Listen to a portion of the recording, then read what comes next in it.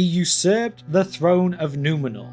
He was corrupted by the Dark Lord Sauron. He was at fault for the drowning of Númenor. But is he truly Tolkien's darkest king? Hello and welcome to The Broken Sword. Today we are looking at Ar-Pharazôn the Golden and the effects that he had on Middle-earth. Build me an army worthy of Mordor.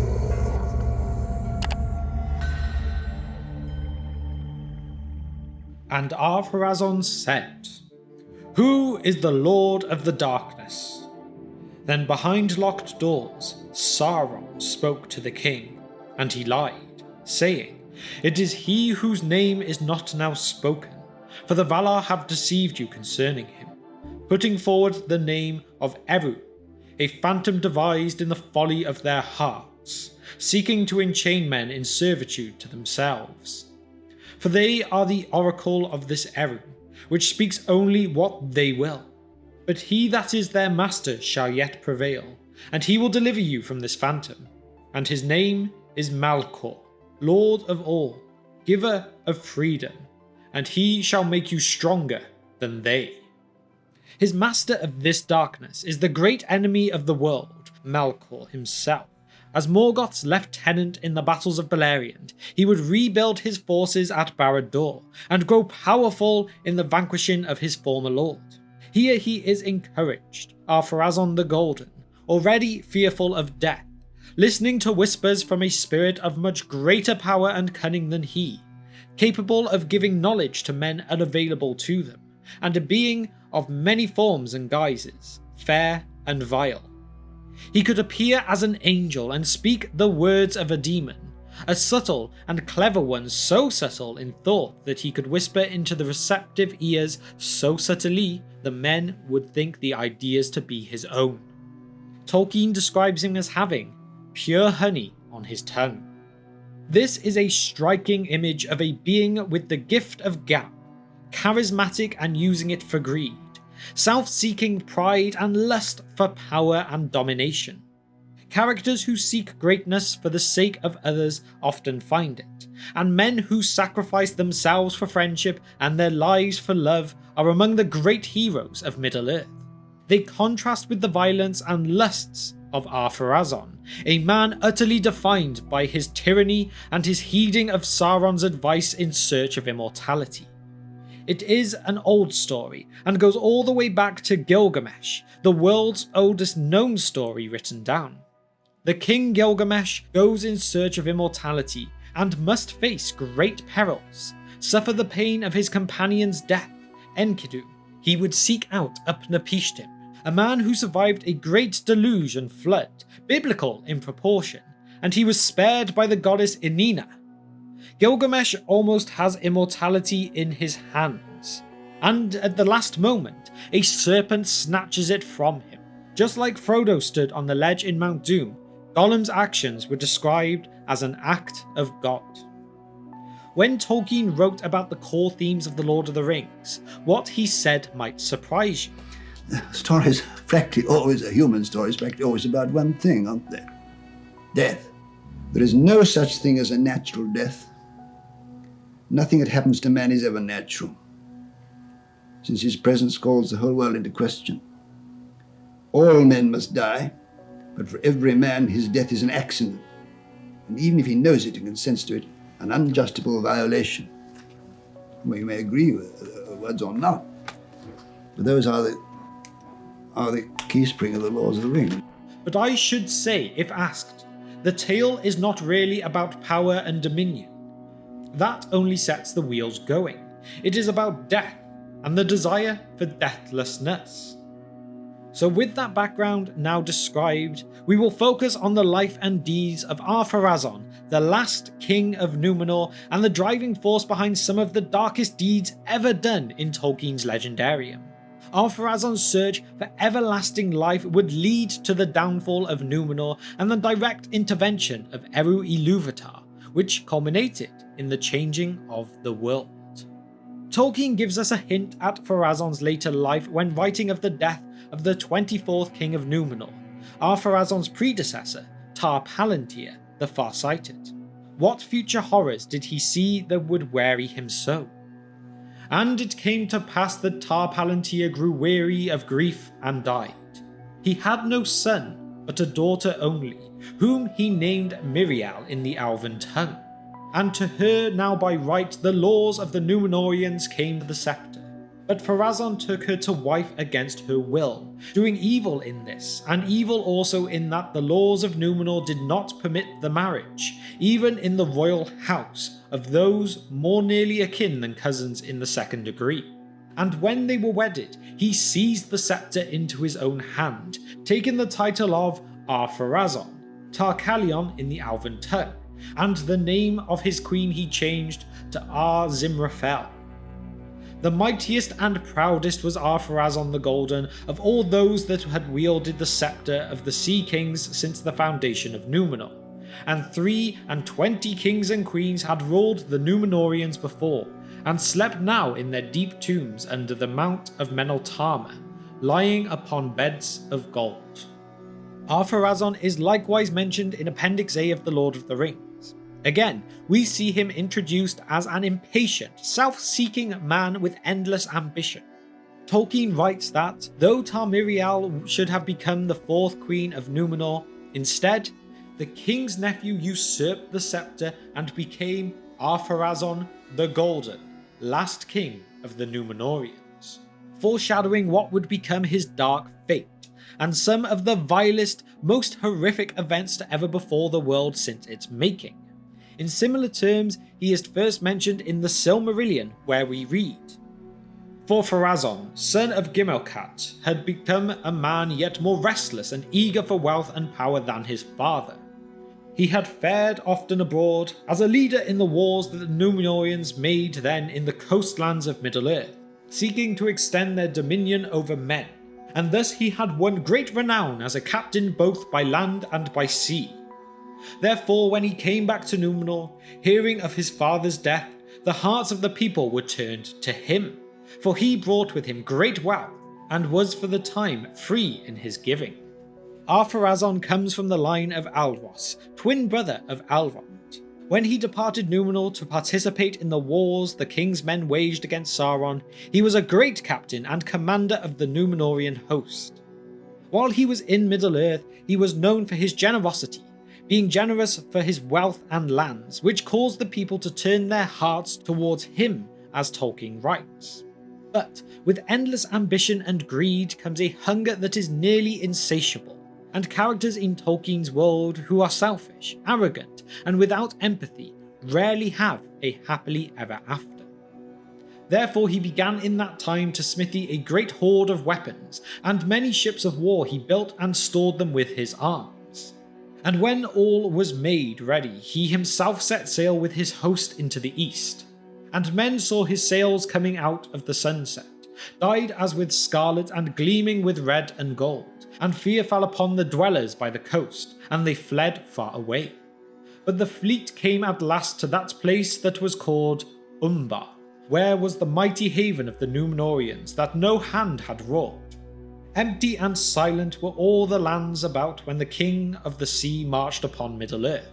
For 7 days he journeyed with banner and trumpet, and he came to a hill, and he went up, and he set there his pavilion and his throne, and he sat him down in the midst of the land, and the tents of his host were ranged all about him, blue, golden, and white, as a field of tall flowers. He then sent forth heralds, and he commanded Sauron to come before him and swear to him fealty. And Sauron came, even from his mighty tower of Barad-dûr he came, and made no offer of battle. For he perceived that the power and the majesty of the kings of the sea surpassed all rumour of them, so that he could not trust even the greatest of his servants to withstand them, and he saw not his time yet to work his will with the Dunedain. And he was crafty, well skilled to gain what he would by subtlety when force might not avail. Therefore he humbled himself before Ar-Pharazôn and smoothed his tongue, and men wondered, for all that he said seemed fair and wise. Of course this was all a part of the way Sauron waged war. Sauron is a dangerous counselor and friend as he is at the head of a great host. His most dangerous qualities are those of his cunning and ability to deceive and confuse. His status as a Maiar allow him to grant knowledge to men of things that they have no way of knowing. So, Sauron would go on to poison Ar-Pharazon's mind against the Valar, repeating the popular opinions of the Valar at that time against the van of the Valar, working to slowly corrupt the king, whispering lies and half-truths into Ar-Pharazon's ear, playing on his ego and desire to live forever. But it would only be possible if he gave himself over to the worship of Melkor, Morgoth. In essence, Sauron would have Ar-Pharazôn wage war upon the Valar and erect temples to the great enemy of the world. And Ar-Pharazôn would do so, as he thought of himself as righteous, worthy to live on and have his life preserved. Despite this, in Arda, death is called the gift of Eru Ilúvatar, but it is understandable why people would not always think of it as such a gift. Tolkien thought men best fit for dynamic bursts of beautiful, impactful, changing lives, like the storms and tempests of seasons. Kings would rise and improve themselves and would pass into a place more mysterious than the halls of Mandos, where the spirits of the immortal elves go. Waging war on Valinor was pointless. Ar-Pharazôn would lead a brief, miserable life if he got what he desired. Thus, Ar-Pharazôn, king of the land of the star, grew to the mightiest tyrant that had yet been in the world since the reign of Morgoth, though in truth Sauron ruled all from behind the throne. But the years passed, and the king felt the shadow of death approach as his days lengthened, and he was filled with fear and wrath. Now came the hour that Sauron had prepared and long awaited. And Sauron spoke to the king, saying that his strength was now so great that he might think to have his will in all things, and be subject to no command or ban. Though Ar-Pharazôn was the last king of Númenor, the line of Elros survived through Elendil, the son of Amandil, and his two sons, Isildur and Anarion. They managed to escape the downfall of Númenor that Ar-Pharazôn's action had caused, and later created the kingdoms of Arnor and Gondor within Middle-earth. It is worth noting that part of Isildur's curse was that of immortality, from which the dead men of Dunharrow, also known as the Oathbreakers. The curse was laid upon them thousands of years earlier and would only be broken when Aragorn held their oath fulfilled. It seems true, then, that after endless ages, men long for death and think their immortality a curse. It is therefore likely that if Ar-Pharazôn had achieved his greatest wish and became immortal, he would have been like the dead men of Dunharrow, who longed for the release of death. These themes are constantly at play, and the fear of death rests deep in the hearts of men and the short-lived races of Middle-earth. The stories we have are collected at the end of the Second Age, Tolkien writes, and these were written by Elendil, A History of Númenor and its Downfall. In Akallabeth, the fourth part of the Silmarillion, it has Ar-Pharazôn preparing to make war on the Valar, heeding Sauron's counsel. And so they erected a temple unto Melkor, the true lord of Middle-earth, and the faithful, men who kept the ways and the laws of the Valar, were sacrificed on altars, built to the glory of Melkor, and he cut down the great trees. None too soon was this done, for after the assault the king yielded to Sauron and felled the white tree, and turned then wholly away from the allegiance of his fathers. But Sauron caused to be built upon the hill in the midst of the city of the Númenóreans Ar-Menellos the Golden, a mighty temple, and it was in the form of a circle at the base, and their walls were 50 feet in thickness, and the width of the base was 500 feet across the centre, and the walls rose from the ground 500 feet, and they were crowned with a mighty dome, and that dome was roofed all with silver, and rose glittering in the sun, so that the light of it could be seen afar off. But soon the light was darkened, and the silver became black, for there was an altar of fire in the midst of the temple, and in the topmost of the dome there was a louver, whence there issued a great smoke. And the first fire upon the altar Sauron kindled with the hewn wood of Nimloth, and it crackled and was consumed. But men marvelled at the reek that went up from it, so that the land lay under a cloud for 7 days until it slowly passed into the west. Thereafter the fire and smoke went up without ceasing, for the power of Sauron daily increased, and in that temple, with spilling of blood and torment and great wickedness, men made sacrifice to Melkor that he should release them from death. And most often from among the faithful they chose their victims, yet never openly on the charge that they would not worship Melkor, the giver of freedom. Rather was cause sought against them that they hated the king and were his rebels, or that they plotted against their kin, devising lies and poison. These charges were for the most part false, yet those were bitter days, and hate brings forth hate. Ar-Pharazôn oppressed the faithful, presiding over a kingdom of murder and tyranny, and ever like the prideful, his men landed on the shore of Valinor, the land of the immortal beings, the land of the gods, and the great armament was at the back of Ar-Pharazôn. He would not be denied the gift of immortality. One of his greatest crimes was the cutting down of the great tree of Nimloth, which recalls the destruction of the 2 trees earlier by Ungoliant and Melkor. And if you would like to know more about the assault on the 2 trees by Melkor and Ungoliant, you can check out either our full video on Ungoliant or the video of the life of Melkor. But anyway. At the first the king would not assent to this, since believed that the fortunes of his house were bound up with the tree, as was forspoken by tar-palantir. Thus in his folly he who now hated the Eldar and the Valar vainly clung to the shadow of the old allegiance of Númenor. But when Amandil heard rumour of the evil purpose of Sauron, he was grieved to the heart, knowing that in the end Sauron would surely have his will. Then he spoke to Elendil and the sons of Elendil, recalling the tale of the trees of Valinor, and Isildur said no word, but went out by night and did a deed for which he was afterwards renowned. For he passed alone in disguise to Armenelos and to the courts of the king, which were now forbidden to the faithful, and he came to the place of the tree, which was forbidden to all by the orders of Sauron, and the tree was watched day and night by guards in his service. At that time Nimloth was dark and bore no bloom, for it was late in the autumn, and its winter was nigh. And Isildur passed through the guards and took from the tree a fruit that hung upon it, and turned to go. But the guard was aroused, and he was assailed, and fought his way out, receiving many wounds. And he escaped, and because he was disguised, it was not discovered who laid hands on the tree. But Isildur came at last hardily back to Rhomenna, and delivered the fruit to the hands of Amandil, ere his strength failed him.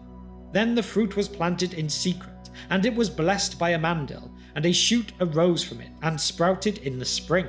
But when its first leaf opened, then Isildur, who had lain long and come near to death, arose, and was troubled no more by his wounds. Ar-Pharazôn would spend 9 years making war against the Valar, and his fate was one of great tumult for the world. At that time in Tolkien's legendarium, the planet of Arda was flat, and after the Akalabeth, the world was changed and became round. Númenor would sink beneath the waves like Ar-Pharazôn's host, which became fearful at the great splendour of the Taniquetil, the great holy mountain being the tallest peak in Arda. The Golden King became fearful and nearly ordered a retreat. Despite this, he would go ashore anyway, accompanied by a great host all the way to Tirion. What happens next is not certain, as it took place with the direct intervention of Eru, the One, and remade the world, and Númenor went with Beleriand under the great oceans, and the great change of the world saw Arda remade into a round planet, forever denying mortals passage to the great havens of Valinor. Tolkien was a man who studied in and delighted with words and great literature, romantic epics, and cultural landmarks in the mythology of a people. For the time and place, no one captured the depths of human greed and bravery, courage and cowardice, wisdom and folly, wisdom and the wise, life and death than did this English professor. We are told that Ar-Pharazôn and his men are forever trapped in the Cave of the Forgotten, there to remain until the end of all things, the last great battle. Despite his many sins, a great pillar was erected for Ar-Pharazôn at Umbar by the kings of Gondor. His descendants honoured him and his army for their defeat of Sauron, a Pyrrhic victory if there ever was one. This rout of the Dark Lord would lead to the darkest deeds ever done by men in all the ages of the world. The worship of Melkor, the human sacrifices on the altar to the Dark Valar, and his oppressive rule would all lead to the destruction of Númenor and the near loss of all of those great people. Despite this obvious villainy, Ar-Pharazôn's legacy is complicated, and his actions would send shockwaves through history and lead to the events more famous still, such as the War of the Last Alliance, wherein the remnants of the faithful would finally put Sauron to flight for thousands of years. His descendants of the line of Alros would go on to become the Dunedain, the descendants of which would become the Rangers. As fate would have it, the popular ranger Aragorn would restore this line of kings in Gondor at the end of the Third Age. Aragorn would reign as Aragorn, King Elisar, 1,000 years later, which would make Arwen the fourth queen and their marriage the fourth of such a union, beginning with the marriage of Beren and Luthien. After all, Tolkien had a sense of poetic irony. Ar-Pharazôn's usurpation of the throne and wedding of his family ended the line of rightful kings, which would only be restored at the end of the War of the Ring. So it is pretty fair to say that Ar-Pharazôn is truly Tolkien's darkest king. So with that now, it is time for my question for you all today, which is, what do you think of Ar-Pharazôn? Are his actions beyond redemption, or is Sauron to blame for the poisoning of the king's mind? And really, he would have been as great as Elendil or Isildur if he had just been given the chance. Let me know all of your thoughts and opinions on this in the comment section below. And now to shout out our patrons. You guys are the ones who are letting us make our short film in the background of all things, and I cannot thank you all enough. Firstly, we have our Divine Power tier members of Kevin and Abram. You are both awesome. And a big thanks to our Fire Demon tier members of Nashith, Denversteel and Gregory. You are amazing people. And as well, I cannot forget the Wizard Staff tier members of John, Andrew and Jennifer. Every single one of you is a true legend of the Brohirrim. Finally, if you have managed to reach the very end of this video with me today and you have enjoyed what you've seen, please consider hitting that subscribe button, hitting the bell icon too, so that you can keep up to date with all of our Tolkien content. And so thank you for spending just some of your time with me today, and I will see you next time on The Broken Sword.